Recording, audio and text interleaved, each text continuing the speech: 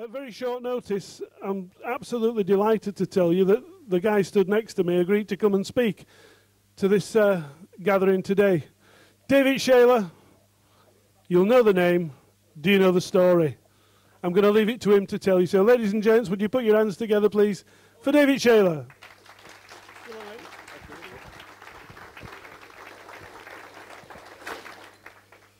Hello there. You probably know me from the papers, obviously, as the former MI5 officer. Many people know that I blew the whistle on MI5 and MI6, but not many people actually know really the detail of what happened. And I've got to say, my own personal story in all of this really is an eye-opener, I think. I went into the intelligence services with good intentions. I was not a typical kind of person who went into the services because I didn't go to public school or Oxford or Cambridge. I did go to university. I went to the University of Dundee. And prior to the 1990s, they would not have let people like me into the services. People who didn't come from the right background. In fact, I actually come from North East of England. I come from Middlesbrough, obviously a very unfashionable place. So basically, I went in there really with a knowledge of civil liberties from another side. I'd actually been a journalist and I'd done some activism in the 1980s, so very unlikely choice in many ways. And what astounded me first when I was in the services was really the inability to stop attacks. And I actually believe this is part of what we call false flag terrorism. It's in fact letting attacks happen to create the climate of fear, to create the climate in which people are happy to have their liberties in a democratic society compromised, and also to create a greater awareness of the need for MI5 to have its budget, basically. If MI5 stopped all the attacks, people might start saying, what the hell are we paying them for? So I want to take you through first, and this is what I'm going to do today, I'm going to take you through first a couple of examples of how they failed to stop attacks, and to give you an idea of just how incompetent they were, not just in terms of the initial incompetency of letting these things happen, but also the incompetency in not correcting the mistakes once they were pointed out. Then I'm going to talk about false flag terrorism that I'm a witness to. I'm here to bear witness. Nobody can accuse me of being a conspiracy theorist because I was briefed on an operation in which MI6 funded Al-Qaeda. And after that, I want to touch a bit on 9/11 and on 7/7 and why there's an increasing body of evidence showing that these attacks are anything but what we think actually happened that day. And in fact, I'm going to say to you now, I'm not going to mince my words. I'm going to tell you, 9/11 was an inside job. On current available intelligence and evidence, I also believe that 7/7 was an inside job as well. And obviously, after I finish speaking, I'll allow some time for questions because, as I say, I've got nothing to hide. I will gladly answer any questions you have so we can try and get at the truth. So I joined MI5 in the early 1990s. The reason I joined was I was attracted to serving my country. In fact, during the recruitment process, it was quite peculiar because they didn't actually tell you what the job was. So I actually thought this was a job in journalism. I had actually been a journalist. In fact, I was a journalist at that point. I'd been running a small business, publishing a newspaper to students. I'd also been editor of my student newspaper at college. And because it sounded like a job in journalism, when they asked me, what have you done to change the world? I said, well, I stood up to the secret state. I published extracts of Spycatcher in the 1980s when it was under injunction. I don't know if people remember Spycatcher, a book written by Peter Wright, a former MI5 officer. The book alleged that the intelligence services had tried to destabilize Harold Wilson's Labour government in the 1960s and 70s. And it also alleged that they would try to do this by branding Wilson as a KGB agent. So what I had, when I talked about this, I said, yes, I published this. I published to stand up the secret state to show that these people shouldn't be destabilizing democratic government. And they asked me at the time, they said, what about the national security implications? And I kind of looked at them and thought, well, hang on, this book was published in Australia, published in America. I'm pretty sure that any terrorists who wanted to get information that would be useful to them would have gleaned it then, not in a small circulation newspaper in Dundee that went out to about 1,000 students, basically. So, of course, at the first interview, I didn't know what the job was. At the second interview, which took place in an unmarked building in London, they still wouldn't tell me what the job was. But as the interview went on, it became increasingly obvious. They kept asking me about the ethics of intelligence and giving me sort of either theoretical or practical examples of how you would deal with terrorism and so on. So after that, of about an hour and a half of this, they eventually said to me, why do you think you're here in an unmarked building in London? And I said, I don't know. And they said, come on, you're intelligent, you must know. And I said, it must be MI5. At that point, I had to sign the Official Secrets Act. And the next question they asked me, I know, you printed Spycatcher while it was under injunction. Why did you do that? And what about the implications for national security? But I was asked those questions all the way through the recruitment process. And in fact, I went through the recruitment process, and I have to be honest here, obviously I wanted to serve my country, but because I was nosy. I wanted to really know what went on at the heart of the intelligence services. And it was that I saw that shocked me the most. And in some ways what shocked me the most was the lack of professionalism and rigour when it came to actually stopping terrorist attacks. And to give you a very good example of this, I'm going to talk about a case that is in the public domain, so there's no issues of national security here. This comes from a book written by my partner called Spies, Lies and Whistleblowers. And it talks about a case of someone called Sean McNulty. Now, in 1993, we've been following him around for over 12 months. We believed at the time he was playing some kind of support role for the IRA in the British mainland, but we didn't have enough evidence to be able to put him on trial for anything. But on the 29th of May 1993, he went missing in suspicious circumstances, because what he had done, as we learned from telephone intercept, is he'd taken his mother's car. This is highly unusual. He'd never used his mother's car before. But of course, what we believed, of course, was that he suspected his own car had been fitted with a tracking device. And of course, it had. So he went missing that day. The surveillance teams couldn't find him in any of his usual haunts in Newcastle and so on, couldn't find him further afield. So it was highly suspicious, and on the 29th of May 1993, he'd simply disappeared. Some days later, about 12 days later, on the 9th of June 1993, there were 2 attacks in the Newcastle area, which is where McNulty came from. Now, there's no evidence at this point to imply that he was a part of the attack, but he's clearly the prime suspect because he was living in that area. The morning after, on the 10th of June, I was walking past my boss's desk, and on her desk, I saw a picture of my target, Sean McNulty. I hadn't been given it formally, but I saw it on the desk. So I said to my boss, what the hell's this doing here? And he says, oh, that comes from a target premises up in Scotland, where we're investigating Hugh Jack and Rab Friars. Now, Jack and Friars at this point were instrumental in leading the mainland campaign in Britain. That is, they were instrumental in actually organising the explosives and getting the bombs put down in our streets, the very people who were putting our lives at risk.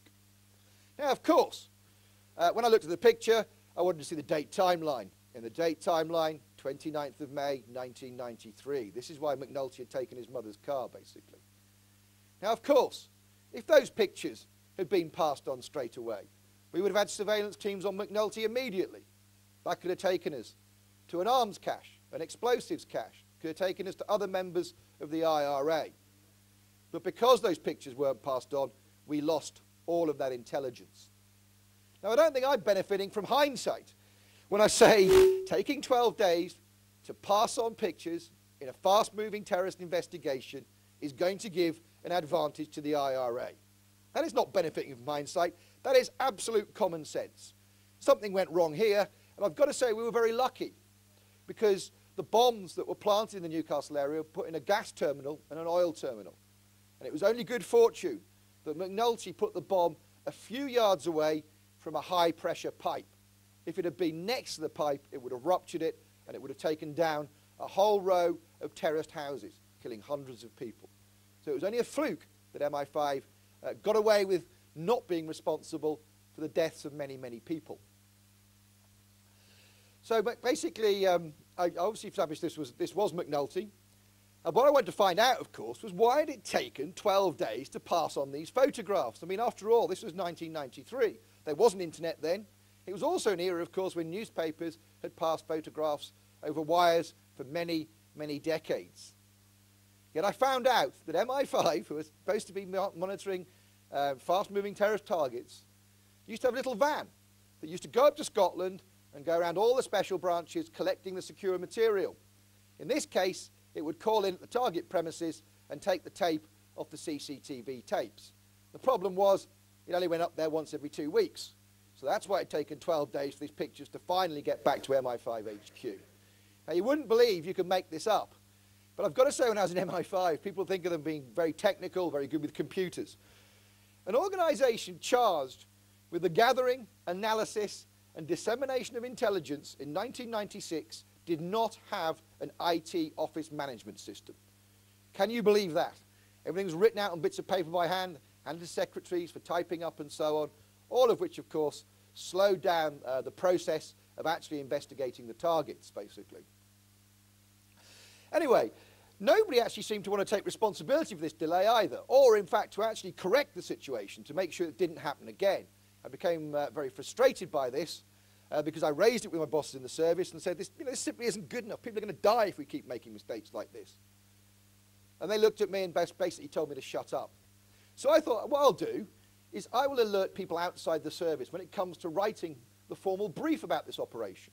So I did. I made it very clear in the brief that these pictures had been taken 12 days before the attacks, but they hadn't arrived until after the attacks in the service. So as intelligence, they could have been brilliant, but they were in fact absolutely useless. Now the first addressee of this brief, would you believe, was HMQ, Her Majesty the Queen. The second addressee is the Prime Minister, the third the Foreign Secretary, and so on. So it's going out to some of the top people in Britain in government. Now when these briefs go out the service, they're copied back to the person who's written them, so they know they've gone out. And when I got mine back that had been copied, I actually found that my brief had been changed by my boss. Now I checked my version was absolutely correct. His version made it appear that these pictures were taken on the 10th of June, the day after the attacks. So that is a complete lie designed to cover up their embarrassment, nothing to do with national security. This again gives you an insight into how the intelligence services can lie to the democratic representatives. And I think when we heard the earlier speaker, we were talking about this earlier on. This is what the intelligence services do. They lie to democratic elected politicians, and the politicians think they're telling the truth, and they think that we are the people who are making things up or lying, not the intelligence services. So that gives you a very clear example of how MI5 was not really trying to stop the IRA. To give you another example of this, I was part of the team that in fact took over MI5 responsibility for investigating the IRA, and we took over from the Metropolitan Police Special Branch. Now when we took over, MI5 had not incorporated the Met's records into its own. That meant in every investigation, every time a target came up, we had to go across to the Met, go and look through their records and find out what that person had done previously. Now again, this slowed down every investigation. But crucially, we were also forced to write warrants. Warrants are the things that justify a phone tap. They go to the Home Secretary so he can give his permission for a phone to be tapped. We were forced to apply for warrants using outdated information on outdated targets. In some cases, the information was inaccurate. And yet we had to put that up to government to apply for these telephone taps. And this, I stress, was at the expense of investigating the up-to-date targets. Now, if you look, sometimes it's very difficult, obviously, to know what's going on in the intelligence services. But you can tell that I'm telling the truth here, because from October 1992 to about April 1993, which is after the first 6 months when MI5 had taken over, there were more IRA bombs put down on the British mainland at a greater rate than any time before or since. And that was deliberate. That was because MI5 management was stopping MI5 officers like me trying to stop the IRA. And to give you an idea of how strongly people felt in MI5 about this at my level, we banded together and complained to management until we were told by the management, of course, that our careers would go nowhere in the service if we continued our line of complaint. Now, of course, in MI5, there are no trade unions. You have no employment rights. So when they say to you, we can ruin your career, there is no legal redress. There's no employment tribunals. There's no one you can appeal to. So it's a very, very chilling and very sobering comment that they make to you. And of course, we've all got to pay our rent. So we kind of step back and accept this stuff. Now, of course, seeing things like that go wrong is a major problem. But it's not one that would make you change your life. As time went on in the service, I saw more and more things going wrong. I saw how MI5 and MI6 had conspired to allow a Libyan terrorist to come and live in Britain. And he'd been allowed to set up a terrorist network in this country. And again, if you don't believe me, this is now in a document on the internet you can get from somewhere called cryptome.org, in which MI5 admit in the document in which they expel this Libyan terrorist, a man called Khalifa Bazelia, they admit He has set up a terrorist network that is there for Libyans to use if they wish to resume hostilities against the UK. At the same time, MI5 had also investigated a Guardian journalist on the basis of very flimsy and inaccurate information. Now again, with all of this stuff, no one has actually died as such. There was no loss of human life. However, in September 1995, I was briefed on an MI6 operation. I'll just tell you very briefly what this operation was. MI6 funded Al-Qaeda to carry out an operation to assassinate Colonel Gaddafi. That operation went wrong and killed innocent civilians. Now, I just want to say about this, some people, obviously when I first blew the whistle on this, said that the innocent civilians in Libya who died were collateral damage. Now, I don't think like that. I think these people are innocent human beings who were killed in a terrorist act funded by the British intelligence services. They are at fault there. Let's not believe these James Bond myths and so on. Killing innocent people only leads to more terrorism. We've seen this with the invasion of Afghanistan, the invasion of Iraq, what's going on in Lebanon at the moment. These do not stop terrorism. As we'll all see, the war on terrorism is not a war on terrorism. It is designed to create more terrorism, to create more fear amongst the British population, so they'll be more willing to accept laws that we would never have dreamed of accepting 10 years ago. Situations in which the intelligence services are now going out to countries like Pakistan and standing outside the door while people are tortured. Now let's be absolutely clear about this. Torture does not work. If you could say it did work, you could create a moral argument. You could say by torturing that one man, we could save 100 or 1,000. And that's morally right. But torture does not work. And I know this again from working in the services. The reason it doesn't work is that any trained terrorist is trained to give false names, false stories, false information to make the torture stop. Anybody who's not a terrorist, of course, will say anything at the time to make the torture stop. So this information is useless. Yet by using this information, MI5 and MI6 are encouraging the practice of torture. And let's face it, if we are to be moral people and a moral nation, to be involved in torture is worse than to be involved in killing people, because it is about sustained suffering of another human being. Killing them with a bullet to the head, it's all over, it's swift. It's wrong, but it's all over and swift. Torture is about darkness, it's about suffering, it's about creating that climate of fear amongst innocent people, amongst innocent Muslims mainly. So back to the point of this. In September 1995, my opposite number in MI6, a guy called David Watson, I'm not giving anything away here, his name's in the public domain, I didn't put it there, but it is there. He came to me and said that they'd had what is known as a walk-in, or a volunteer, to the British Embassy in Tunis. And he'd given a story to the resident MI6 officer there about how he had a group of Islamic extremist terrorists he was going to lead in a coup in Libya in which they were going to assassinate Colonel Gaddafi. Now let's be clear about some things here. One, as soon as Watson told me he was leading a group of Islamic extremists, Tunworth, this agent in Libya, I said, hang on, what's going on? MI5 have just set up a section to deal with this threat. We knew this was the new big threat to British lives. At the same time, we were also painfully aware that Colonel Gaddafi had renounced terrorism. So again, there is no moral argument here about killing Gaddafi to save other lives. He has stopped the terrorism. And yet we're giving money to people who pose a direct threat to British lives. Again, that cannot make any sense. We are putting the British public at great risk for an operation whose objective will not save any British lives. It doesn't make any sense at all. And I was actually extremely surprised as well when Watson admitted to me before Christmas 1995 that they'd paid $40,000 to this man. And again, let's be clear, without this money, they could not have carried out the operation. They need to buy guns, they need to buy jeeps, they need to buy tents. So it's not as if this money was some kind of add-on. It went to the very heart of enabling this operation to happen. Now, about the same time, 5th of December 1995, MI6 did put out a document to Whitehall about this attack, or intended attack, in fact. Now, people say, well, if it's an MI6 conspiracy, why did they alert Whitehall to it?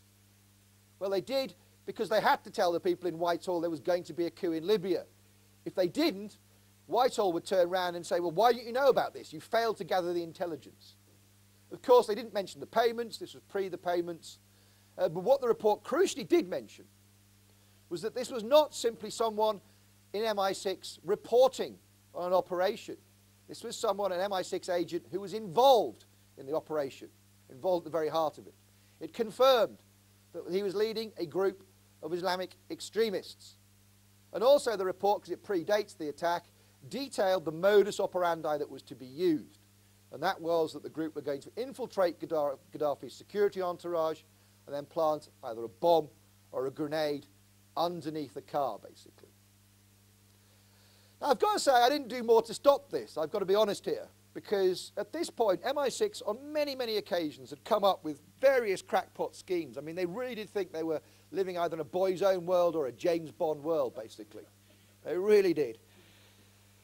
So, I didn't really do as much. I mean, I raised it certainly with my boss in MI5 and said, look, I don't think they've got permission for this attack.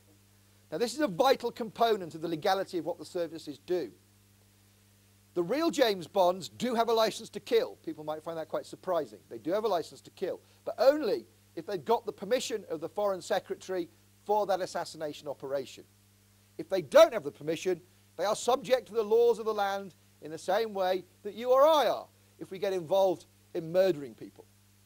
And that is very important, because if no politician in the cabinet knows about the operation, it has no democratic legitimacy. It is in simply MI6 officers having the power of life or death over anybody they want, because they carry out these operations in secret. The Foreign Secretary knows about these things. At least he is notionally accountable to Parliament, which is notionally accountable to the people. I'm not pretending we live in a particularly good democracy, but at least there is some accountability there. Whereas if they do this in secret and the government don't know, there is no accountability at all. Now, Malcolm Rifkin, the Foreign Secretary of the day, had said very clearly on the record he gave no permission for this operation, so it is a crime.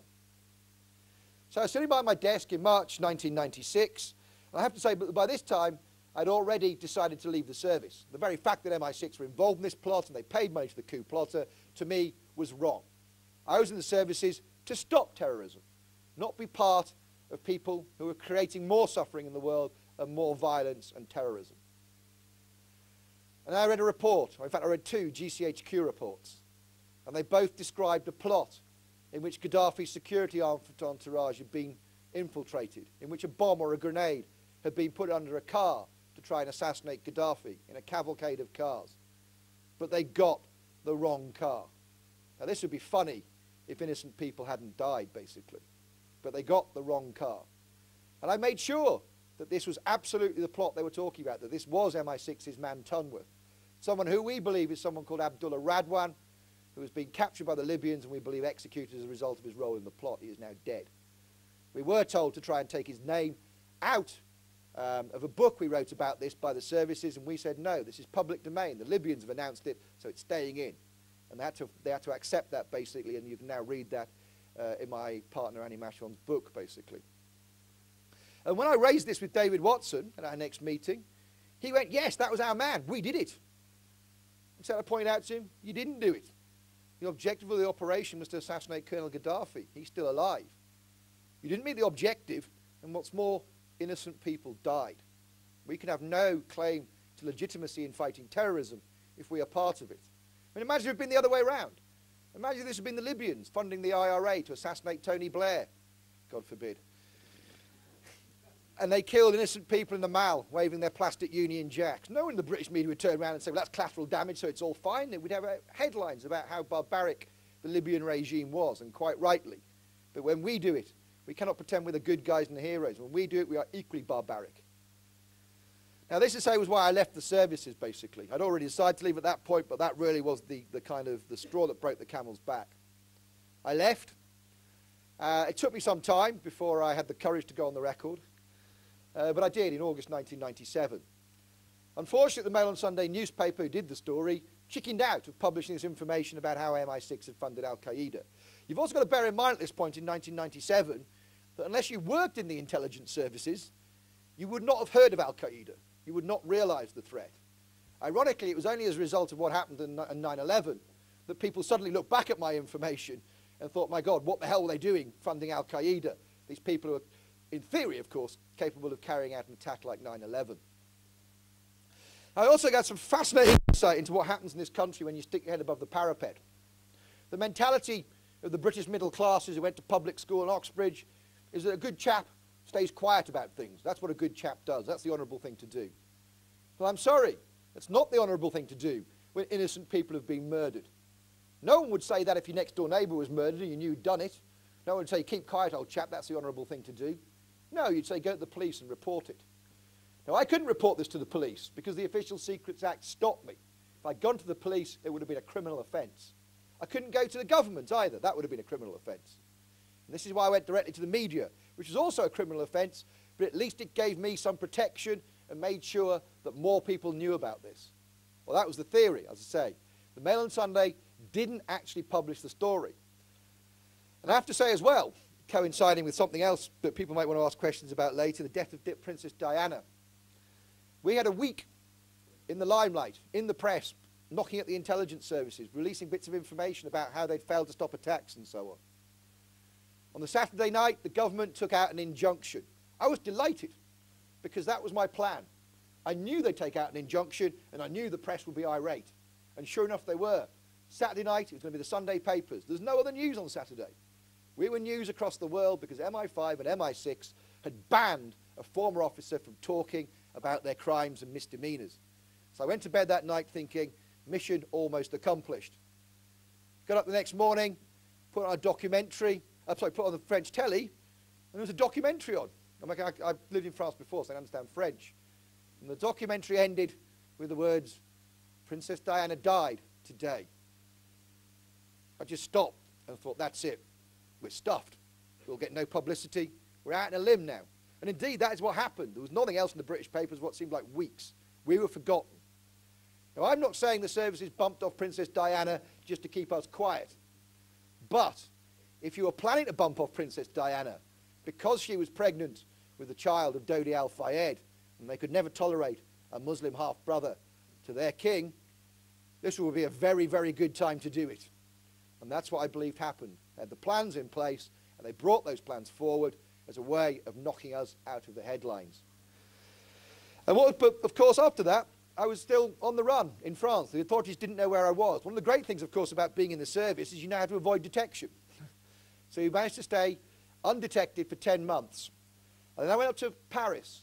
I wanted to submit my story to the government, the story about MI6 funding Al-Qaeda. So I did. I submitted to the Blair government.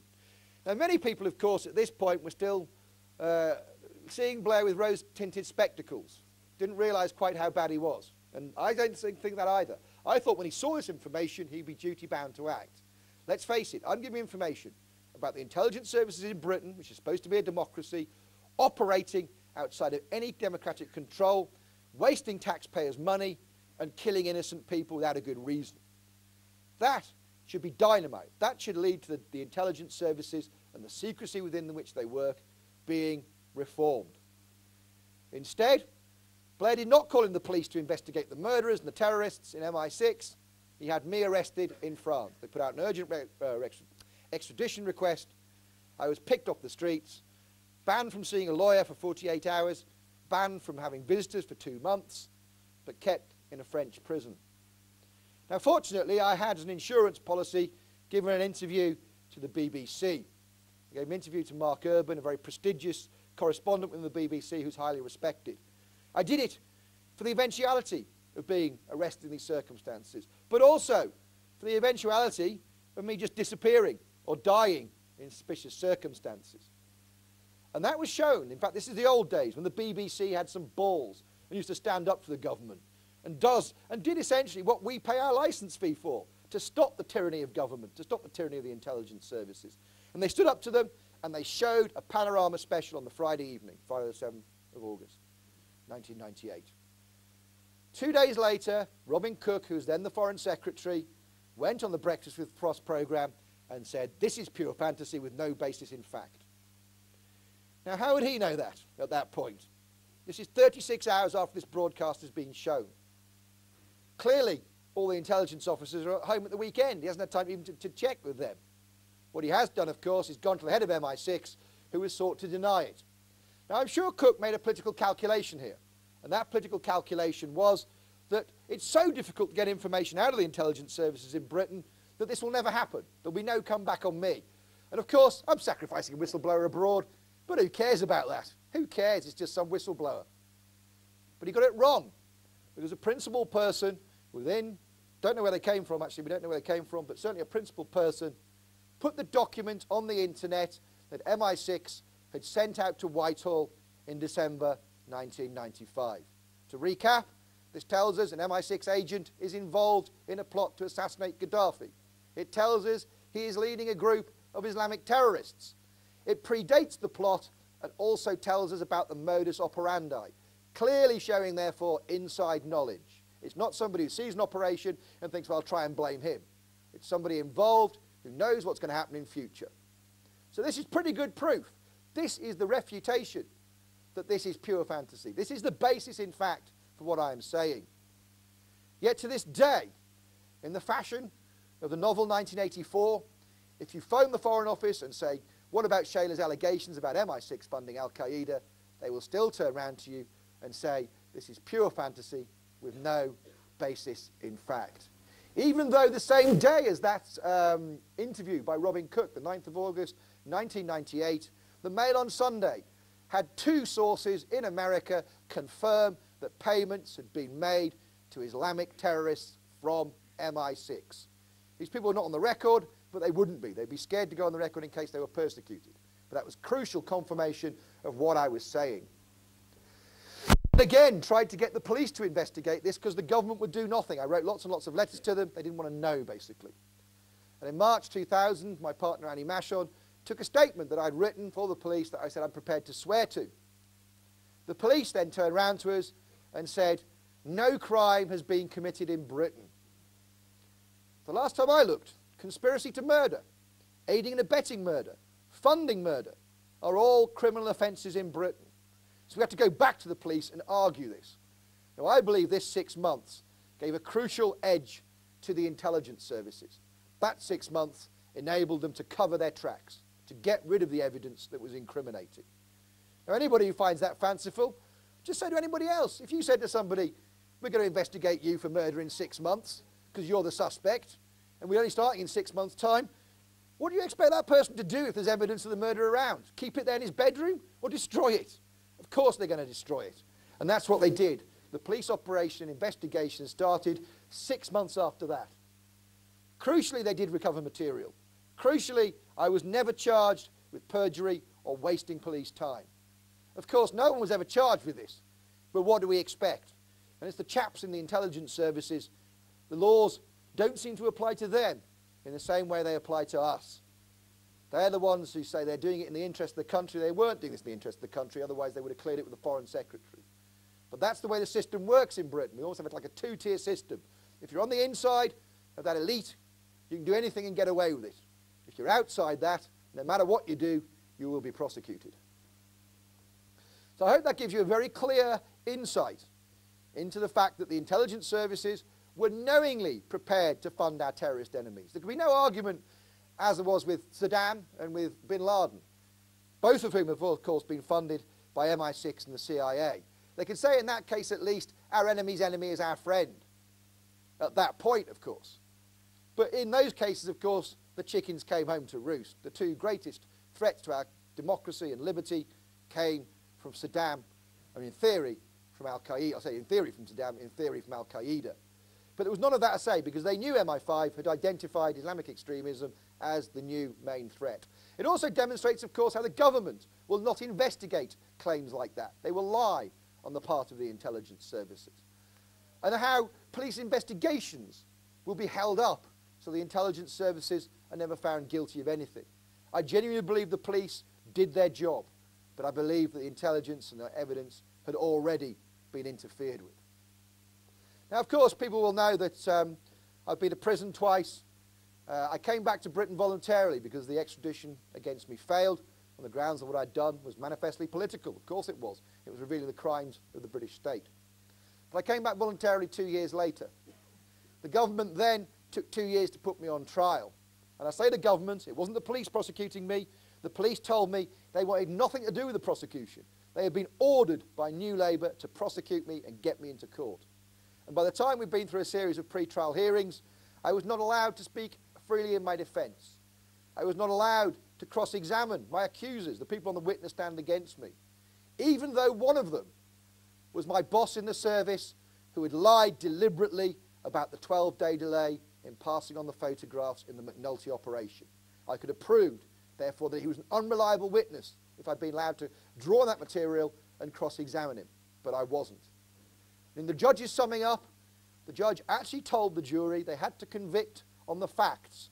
And we all know, of course, in Britain, that you can acquit on the grounds of justice. That is a 300-year-old constitutional right in Britain that was taken away. So anyway, back into, after leaving all of this, after going to prison and so on, I found myself in a very peculiar position. We had to submit our book before we published it, otherwise we would have gone to prison again. They sat on the book for 15 months. And this period, crucially, was the time of the Hutton inquiry, the Butler inquiry. And of course, our stuff was all pertinent to this.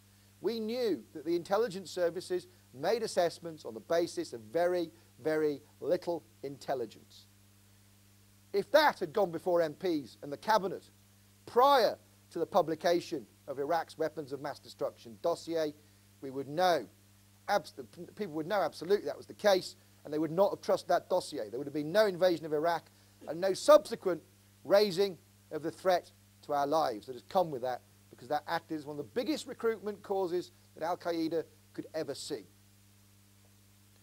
But then I was approached by the 9/11 Truth Movement in about May 2005.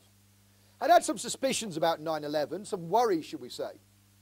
When I'd seen the towers collapse, I'd felt extremely odd about it. I didn't know why, but I just knew something was wrong.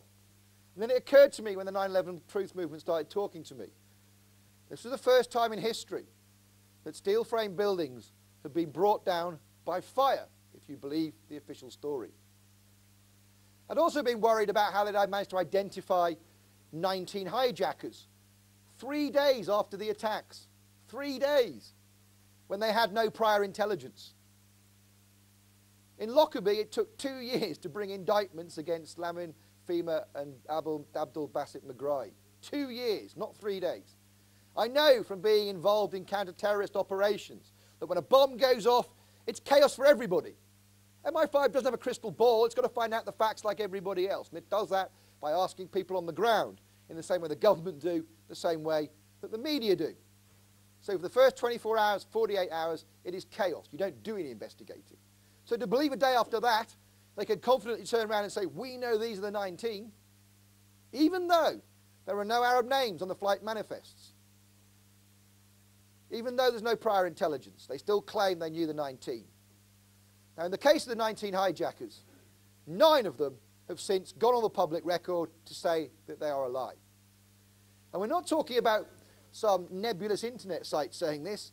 We're talking about the BBC saying it, the Daily Telegraph, the Guardian, various prestigious newspapers in the US.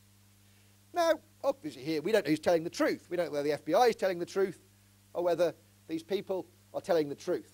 It may be there's some kind of misinformation operation. There may be other explanations. It may be to do with mistaken identity, because some of them at least could say, well, I had my passport stolen when I was in the US. But the 9/11 Commission does not mention any of this. It accepts the FBI word that these are the 19 hijackers. So we are no wiser as to why the FBI think that. And certainly the FBI has admitted its information about them being the 19 hijackers would never stand up in court. So let's firstly have a look at the problems with the official story. And I say I'm not going to mince my words. This is an inside job. The evidence is overwhelming. The first indication to me, when I started to look at this, that something was up, was when procedures not followed. I'm always very suspicious if you don't follow procedure. Like, for example, not forensicating the magic bullet in the Kennedy assassination. Now, why is it in every other murder bullets are forensicated, but not in this one? Why is it in every terrorist investigation I've been involved with, and as is in fact required by law in the UK and the US, that you do not interfere with the crime scene until it has been forensicated? What happened in 9/11? Less than 1% of the steel from ground zero was forensicated. It's all now being shipped off to China, where it's being melted down. That to me looks like someone trying to cover their tracks, especially when you realise that the 1% that was forensicated showed traces of sulphur. Sulphur is in thermate, an explosive used in controlled demolition. This is our evidence, our smoking gun. And then you look at it and think, controlled demolition. Does the collapse of the Twin Towers match the official story or controlled demolition? The official story says, this is put forward by the Federal Emergency Management Agency, that burning airline fuel weakened the columns of the Twin Towers, bowing them outwards, so the floors fell on top of one another. This is known as the pancake effect. Now obviously there's some major problems with this. Those towers come down in 10 seconds. There are 110 stories in total. That's about 11 floors per second. Okay, you could argue that the impact point's very important. You're still talking about 8 or 9 floors a second. Now in the pancake theory, of course, floors are still attached. They'd offer some resistance. Now even if each floor only offered half a second's resistance, that's a click, half a second's resistance, it would still take 45 seconds for those towers to fall, for the 90 floors below the impact zone to fall. So clearly, the 10 seconds is much more consistent with controlled demolition than it is with the official story. But the other problem with the official story is that the laws of science don't support it. When people accuse us of being conspiracy theorists and not looking at all the evidence, we can very easily turn around to them and say, what about your evidence? It doesn't stand up to scientific scrutiny. Airline fuel in those conditions would burn at about 1,500 degrees Fahrenheit. Steel begins to melt at 2,800 degrees Fahrenheit. Clearly, it didn't get hot enough in those buildings to actually bring down, to melt the steel, to bring down the towers. Now, this has now been recognised by another official body in the US. The National Institute of Science and Technology have now undermined the official story by saying this is impossible. The pancake effect is a physical impossibility. This is what we've been saying for 4 years in the 9/11 Truth Movement. Finally, an organ of the American state has caught up with us. Unfortunately, they've come up with another cockeyed theory. Their theory is that somehow the trusses broke off from the central columns and pulled the outer walls in. Now, that may have happened to a certain extent, but you'd have stresses where the plane, or whatever it was, hit the building, went in. But that would not account for how the building would fall down in 10 seconds, how it would fall down uniformly. It does not account for how reinforced concrete can be turned into pulverized dust and blown out of those towers. I'd say to anybody, look at the evidence yourself. You've got eyes to become a witness to this because it's recorded. Those towers look like bloody great fireworks. They do not show evidence of collapse consistent with either trusses breaking or with, as I say, steel melting. It never got hot enough. And it's a day of firsts to say. The South Tower, was the first steel frame building in history to be brought down by fire, if you believe the official story. But that doesn't just happen once that day, of course. It happens again when the North Tower goes down. And then, of course, it happens for a third time. How many people here have heard of Building 7 of the World Trade Center complex? That's great, fantastic. I'm glad our message is getting through. To those who haven't, at 5:20 that day, Building 7 of the complex, a 47-story skyscraper, collapsed into its own footprint, 5:20 p.m. The 9/11 Commission, nowhere in its report, deals with the collapse of Building 7. The Federal Emergency Management Agency tries to say that Building 7 was brought down by fires in the basement, but it actually admits that this is extremely unlikely. It's a very low probability of occurrence, to use the scientific language. So Building 7, of course, is the only skyscraper in history to be brought down by fire that wasn't hit by a plane. And when you see the footage, again, the official story fires, our story, controlled demolition. Watch the footage. Building 7 goes in the middle first. It then falls down into its own footprint in 6.5 seconds. Those are all the hallmarks of controlled demolition. The reason it goes in the middle first is they take out the central column, so the building falls in on its own footprint and doesn't fall elsewhere. But if you need more evidence than that, I can refer you to a documentary on PBS in the US, in which the owner of the site, Larry Silverstein, says, the decision was made to have it pulled, and it came down. Pull is an industry term for a controlled demolition. So clearly he's admitting to controlled demolition here. Clearly afterwards he's told he can't do that. He puts out a statement saying, I was talking about pulling the contingent from the building. Even though, from the context, the way he says it, the decision was made to have it pulled and the building came down. It wasn't. The decision was made to have it pulled and then the building came down. It was a surprise. And of course, the contingent had already been pulled from the building. The building had already been evacuated. So this statement makes absolutely no sense whatsoever. This was clear evidence that was not examined by the 9/11 Commission that shows Building 7 was brought down by controlled demolition.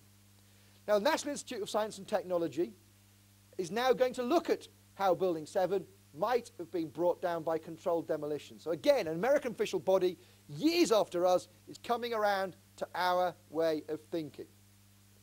Now, why are these smoking guns? To my mind, it is absolutely impossible to think that Al-Qaeda has the capability of being able to get into the World Trade Center complex, plant bombs at the strategic joists to bring down those 3 towers. That is way outside their capability. It is well within the capability, though, of those disloyal elements of the US intelligence services who would want to create an attack like that to justify war in the Middle East. And in fact, Marvin Bush, the president's brother, was involved with security at the World Trade Center for a very long time. And in fact, there are reports in the days running up to 9/11, for the first time in history, the towers were shut down. Bomb-sniffing dogs were removed. CCTV was turned off. So clearly, the Americans who were carrying out an inside job had the opportunity to do this. It was way beyond Al-Qaeda because there was security at the World Trade Center then because of the 1993 bombing. So clearly, there are smoking guns around the collapse of the Twin Towers. But even if they can deal with that, they've then got to deal with the Pentagon. And this is where it starts to get really comical. Well, it would be comical if people hadn't died, of course. We're expected to believe that Hani Hanjour, a man who has very little experience of flying a small turboprop Cessna or whatever it is, suddenly gets into a 757 and takes it over. But not only does he take it over, he actually flies it 330 degrees around the Pentagon, dropping 7,000 feet. Now, airline pilots have said that maneuver is impossible. But according to the official story, the plane then came in, knocked lampposts out of the ground, bounced off the lawn, and went into the first or the ground floor of the Pentagon. Now, let's look at this stage by stage. Hani Hanjour was not capable of executing that turn. The plane, according to airline pilots, would have fallen apart. Passenger airliners are not made for manoeuvrability. Then we've got to ask the question, why did he go around the Pentagon? What was he doing? Why didn't he just put it straight in? What was he doing? Counting the sides? 1, 2, 3, 4, 5. Yeah, it's the Pentagon, lads, we can go in. Crucially, of course, he actually hit the one bit of the Pentagon that had no military staff in because it was being renovated. So out of the 155 people who died at the Pentagon, a tiny handful actually belonged to the US military. The rest were contractors. There were no military deaths. But then, of course, the official explanation has to explain why, in the photographs taken directly after this hit, there is no airline wreckage on the grass. If a plane smashes into reinforced concrete, there'll be an explosion. And in that explosion, you're absolutely certainly, of course, get stuff blown back out of the explosion onto the lawn. There is virtually nothing. Now, the official explanation for why there is no plane, and this is again interesting because we're talking about first. I was talking about first earlier on about buildings collapsing because of fire. Another first is this is the first time in history an aeroplane has completely disappeared on impact.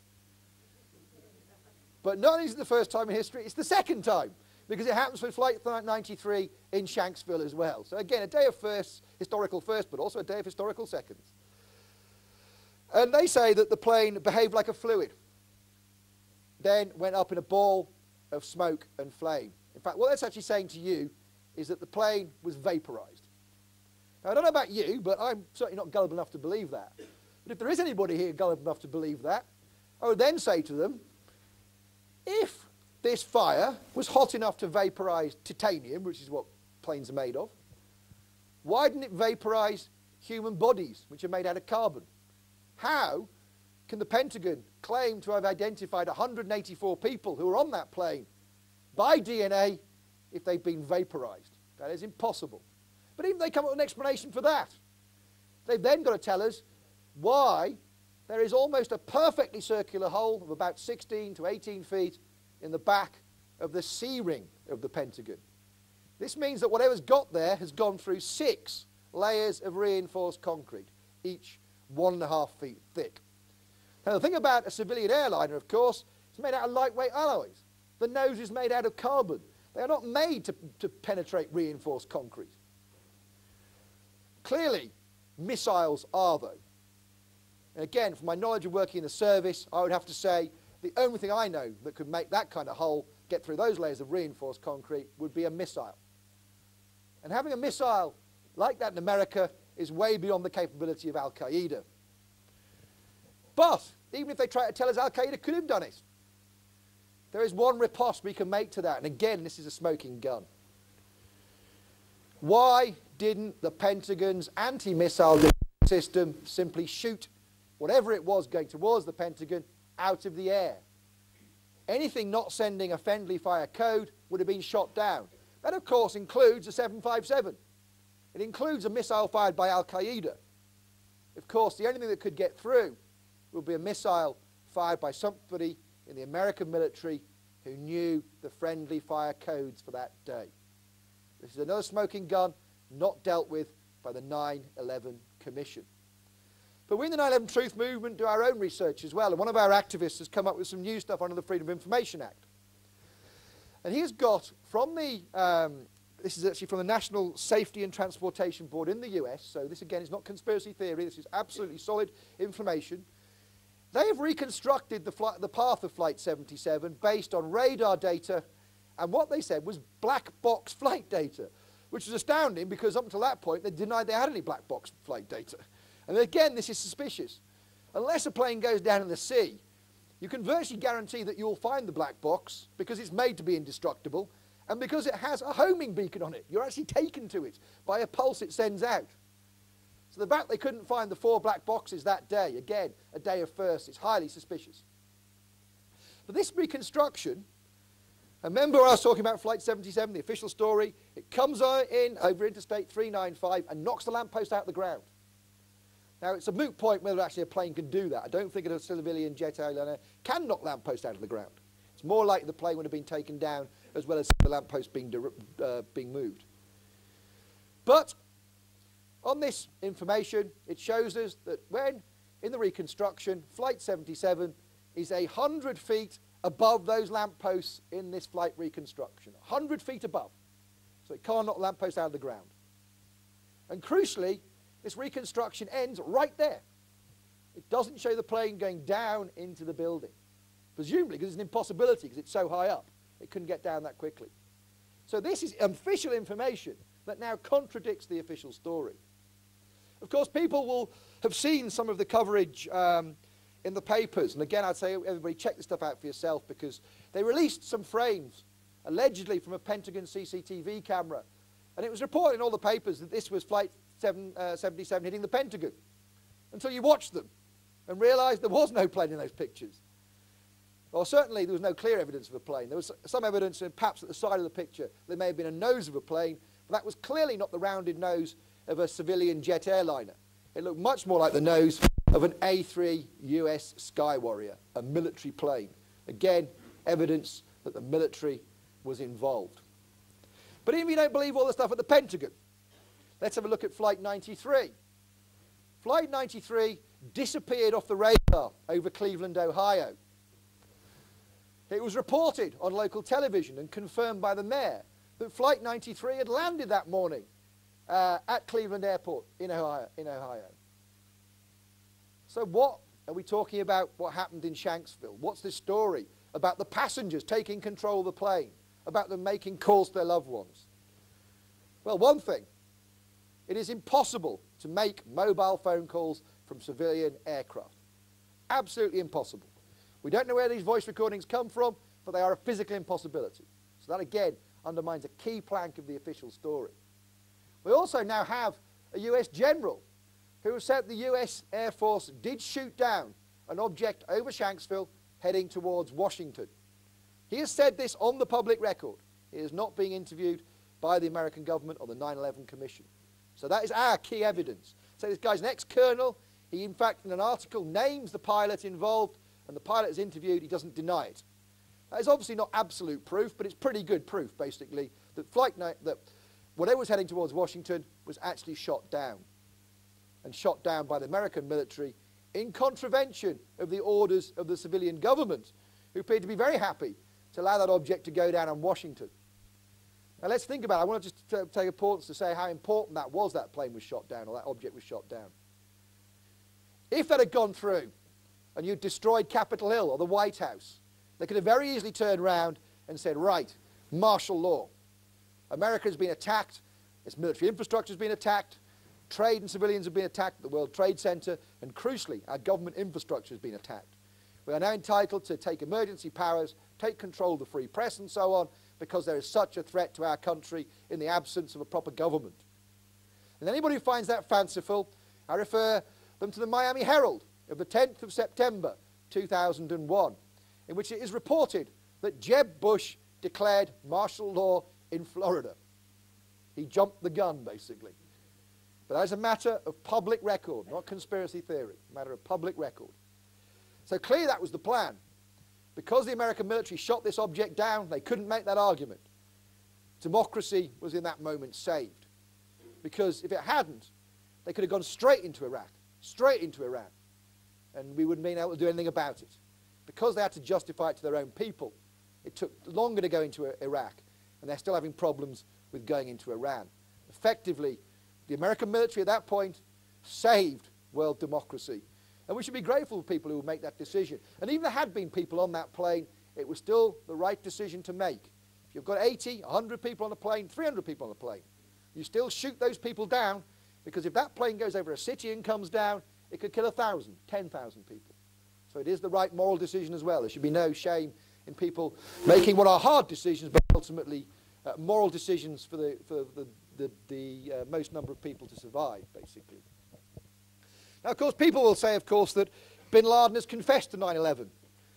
No, he hasn't. All the videos you've seen of bin Laden are clearly fakes. Clearly fakes. In fact, bin Laden's actually denied 9/11, said he couldn't do it because the people in Afghanistan wouldn't let him. The government there wouldn't let him carry out an attack like 9/11. Now, I think we've got to be careful what we're talking about with 9/11. Some people say Bush did it. I don't think so. I think Bush was a patsy, too stupid to know what was going on. Certainly, though, people like Dick Cheney, Paul Wolfowitz, Donald Rumsfeld, these people knew what was going on. In fact, they planned it. How do we know that? Because of evidence in the public domain. Certainly, in normal circumstances in a counter-terrorist investigation, or in fact any criminal investigation, you show any prior knowledge whatsoever of a future crime, you become a prime suspect. That's the way investigations work. Yeah? So, in September 2000, the project for the new American century, which includes Cheney, Jeb Bush, Donald Rumsfeld, Richard Pearl, all these neocons, write a document called Rebuilding America's Defenses. They crucially admit that America has a massive appetite for energy, and that they can only secure energy by having a gas pipeline across Afghanistan, by having control of the oil supply in Iraq and Iran. And the only way they can do this is through military occupation. That's the only way they can create the security to do it. But they know that the good people of America in normal circumstances will not accept an invasion of the Middle East. They say absent a catastrophic and cataclysmic event, like a new Pearl Harbor. Pearl Harbor was obviously what prompted the Americans going to the Second World War. Absent an event like that, it's not going to happen. It's going to take a long, long time. But I believe that 9/11 was that new Pearl Harbor.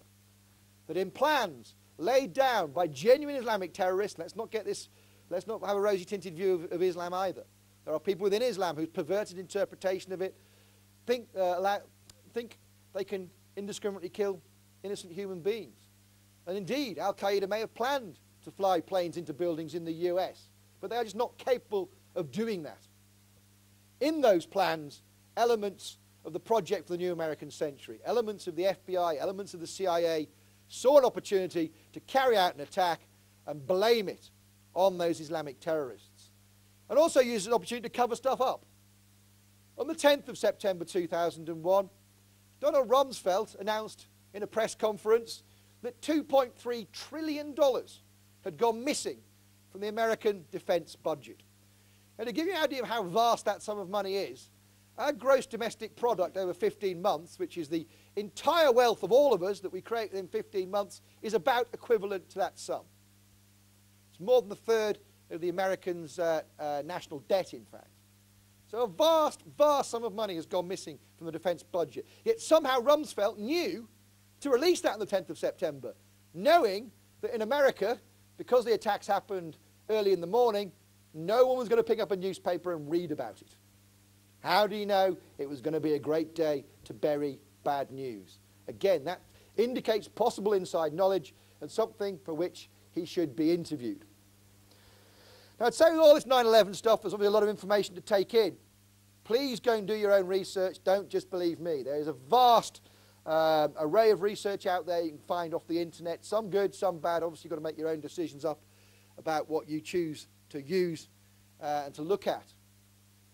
Now, in the case of 7/7, there is less evidence than 9/11. Clearly, they've learned that you don't carry out terrorist attacks in broad daylight because anoraks like me analyse them. We slow down the footage, we look at all the stuff, and that's no good. That leaves a trail of evidence that people can contradict the official story with. So 7/7, 3 bombs underground. No one can see anything that's going on down there. Very few witnesses, certainly no television cameras, no CCTV cameras. The ideal situation. But of course you do need some visuals, don't you? You need visuals so you can put something on the front page. So the bus, the number 30 bus, the only bus that day to be rerouted, is rerouted to Tavistock Square and is of course blown up, so they get the visuals. Now again, I was saying about terrorist attacks. In normal circumstances, the closer you are to the scene of a terrorist attack, the more of a prime suspect you are until the police rule you out of their inquiries. That's the way it works. I know that. I've worked in the services. So why is it that there is a van parked next to the number 30 bus belonging to a company called Kingstar, who specialise in silent controlled demolition? Why is it that the driver of that van, as far as we can see, has never been interviewed by police? Why has that van never been forensicated? Why has the director of the company never been interviewed? Why is it on the side of that bus is an advert for a film called The Descent? And one of the quotes praising the film from the press, outright terror, bold and brilliant. But it gets worse. Why is it the serial number of the bus, not the registration number, the serial number of the bus, the middle 3 numbers are 775, the date of the attack? What is going on here? Needless to say, of course, none of this has been dealt with by the police properly or by the Home Office inquiry. In fact, to give you an idea, well, in fact, the Home Office inquiry is not an inquiry at all, it's just a narrative put forward. And to give you an idea of how flimsy this narrative is, there are some amazing lines in this narrative.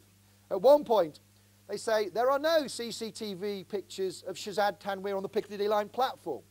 But he must have got into the second carriage because that's where the bomb went off. It's not, there's no pictures of him there, so he might not be there. Now, if somebody working for me in MI5 had written that, I'd have to report them to management because clearly they were letting their prejudices overrule the evidence and their good judgment.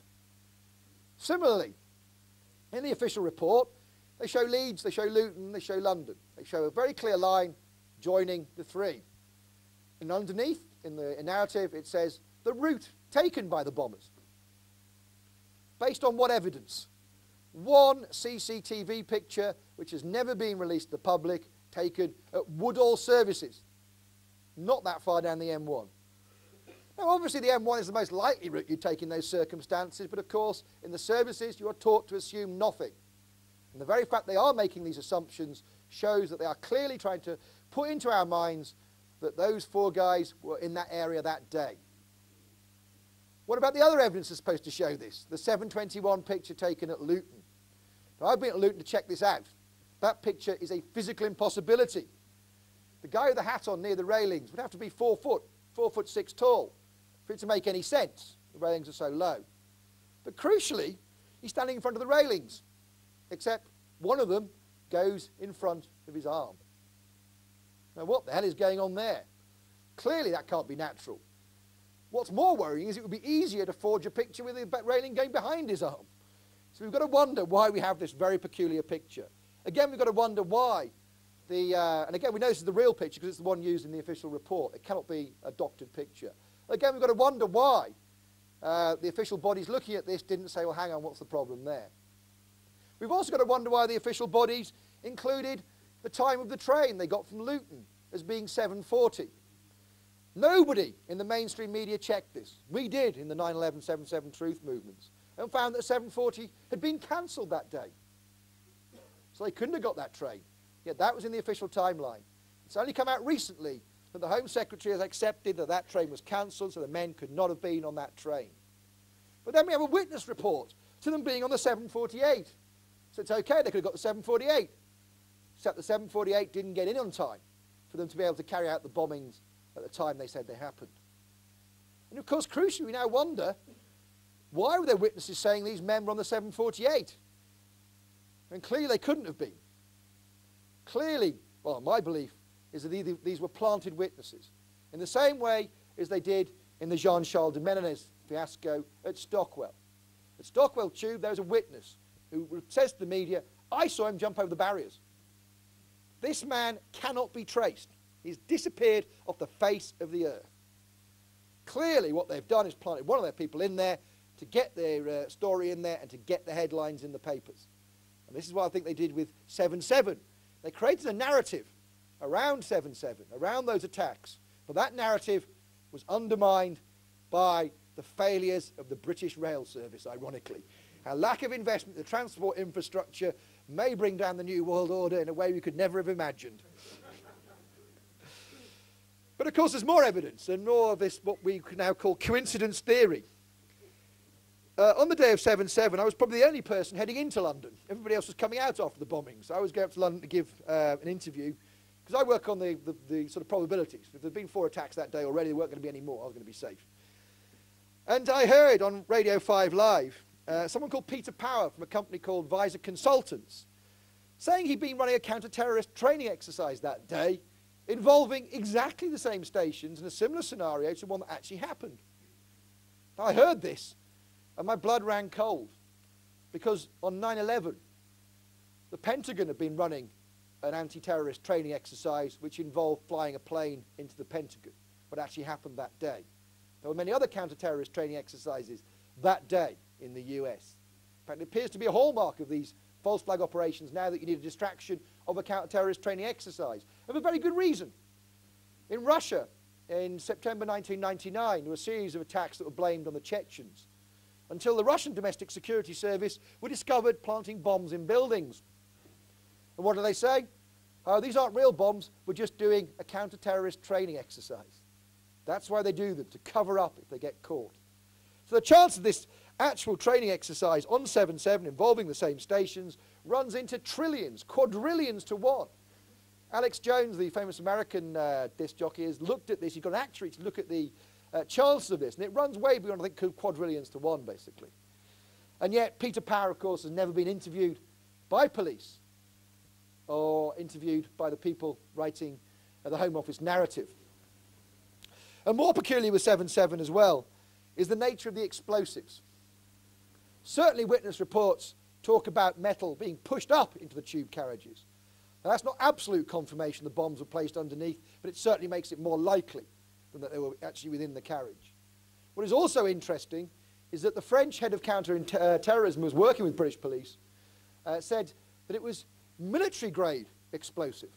In the British press, on the record, he said that. Now, at this point, no one knew anything about the explosives. He was working with them, he knew what he was talking about, and I think he was trying to alert us to a false flag operation. It's 2 days after that that homemade explosive is found in the cars at Luton, in the bomb-making factory up in Leeds. But of course, that could have very easily been planted. And it's enormously suspicious that they have not actually, in fact, identified the explosive substance used. I know from being in the service there's only certain substances used to blow things up. They haven't revealed details of that. And the reason that this explosive is important, the military grade stuff, is that it is C4 explosive. C4 explosive was used by the Gladio teams. Who's heard of Gladio? Operation Gladio took place after the Second World War. It was designed as stay-behind armies in the event of a Soviet invasion. They wanted the resistance movements of the Soviets to be well-armed, well-tooled with explosives. So they were given explosives and arms, they put in caches. However, due to inquiries carried out by the Belgian Parliament and the Italian Parliament, we now realise that these Gladio teams, which were directed by MI6 and NATO, were in fact carrying out terrorist attacks in Europe and blaming it on left-wing extremist groups. There's a whole series of false flag terrorist operations, the most crucial one of which was the assassination, the kidnapping and assassination of Aldo Moro in Italy. There was about to be a vote of confidence in the Italian government. They were about to collapse. And for the first time in history, in Western Europe, there was to be a democratic communist government. Now, they couldn't let Aldo Moro vote on this, so they kidnapped him and killed him. They then blamed it on communist guerrillas. Why would communist guerrillas be stopping somebody from going to effectively vote to create the first democratic communist government in Europe? It doesn't make any sense. An Italian inquiry has now shown that NATO and MI6 were behind this, not just in Italy, but in other countries. So it is possible that C4 explosive was used, and that 7/7 was in fact a Gladio operation. So what is the effect of all of this? The effect of false flag terrorism, obviously, was to justify the invasions of the Middle East and so on. But crucially, it is also to scare the living daylights out of us, for a number of reasons. If we live in fear, we don't do things as well. We make more mistakes. We don't trust people. We're less effective at gathering together and sharing information and resisting tyranny. Many people who are in a state of fear are also more prepared to accept the curtailment of liberties we normally enjoy. But it's also, of course, as well about creating anger towards the Muslim community. Again, creating those dark energies and so on.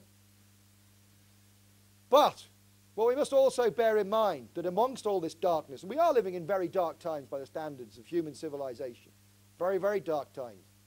But in that darkness, there is enormous light.